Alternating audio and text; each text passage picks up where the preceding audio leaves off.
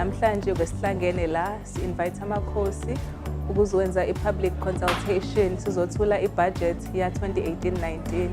Kubaluleke kakhulu ukuthi siconsulte abaholi bomphakathi noNdlunkulu ukuze imbono yabo ukuthi bafila kanjani nga-budget before ukuthi zi-approve. Sizoqhuba nomsakulazo ukuthi ondaba ezitha namakhansela akubanjiswane sibe simediate ukuthi umsebenzi uhlangane ukuze ngoba siyadinga sinamakhosi nani niyasidinga. Siyakujabulela kakhulu lokhu sishayela elikhulu ihlombe ukuthi umkhandlu wethu izinto eziningi ubambisene namakhosi ekuzenzeni.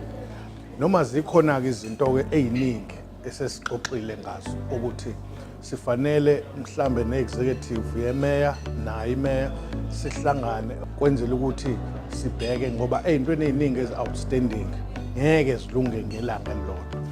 Siyajabula kakhulu namhlanje ukuthi sithola ithuba nathi njengomama ababheka izizwe zamakhosi ukuthi uma meya okwazile ukuthi asikhumbule nathi ngoba ezikhathini ezidlule nezikhathini eziningi thina njengoNdlunkulu siyakhohlakala kanti miningi imisebenzi esibhekile njengomama bezizwe. I-budget yonke i-45 billion of which 38 billion i-operating, 7 billion i-capital. So namhlanje kube usuku olubaluleke kakhulu ukuthi sizoyithula ukuthi iziphi inhlelo umasipala ayihlelile kulonyaka ka 2018-19.